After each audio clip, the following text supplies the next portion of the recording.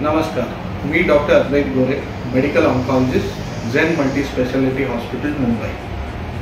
आज मी आपल्याशी किडनी कॅन्सर्स किंवा किडनीच्या कर्करोगाबद्दल काही शब्द बोलणार आहे। किडनीचा कर्करोग हा भारतामध्ये त्याचं प्रमाण बऱ्यापैकी वाढत आहे। याची मेन कारणं आहेत आयदर ओबेसिटी किंवा स्थूलपणा, हायपरटेन्शन असलेल्या रुग्णांमध्ये याचं प्रमाण वाढतं आणि स्मोकिंग आणि अल्कोहोल कन्झम्पशन। किडनीच्या कर्करोगाची लक्षणं म्हणजे लघवीच्याद्वारे रक्तस्राव होणं किंवा कमरेत किंवा पाठीच्या भागात दुखणं, वजन अचानकपणे कमी होणं किंवा शरीरातल्या इतर भागांमध्ये काही सूज किंवा गाठी निर्माण होणं असं असू शकतं। बऱ्याच वेळेला ही लक्षणं दुर्लक्ष केली जातात आणि किडनीचा कर्करोग हा इतर अवयवांमध्ये पसरल्यानंतरच समजून येतं की हा ॲडव्हान्स कॅन्सर आहे।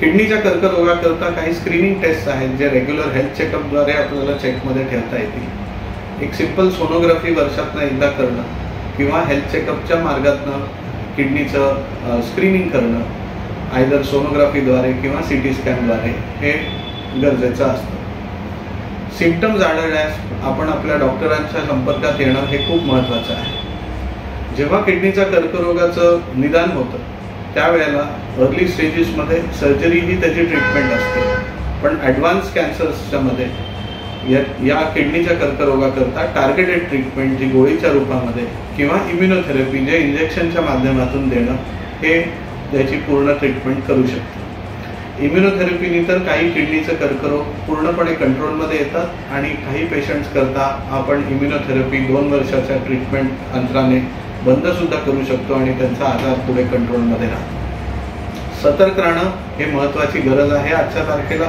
कारण कर्करोग हा झपाट्याने वाढतोय आणि पुढच्या 8 ते 10 वर्षामध्ये रुग्णांची संख्या दुप्पट होण्याची संकेत WHO ने वर्तवलेले आहेत। धन्यवाद।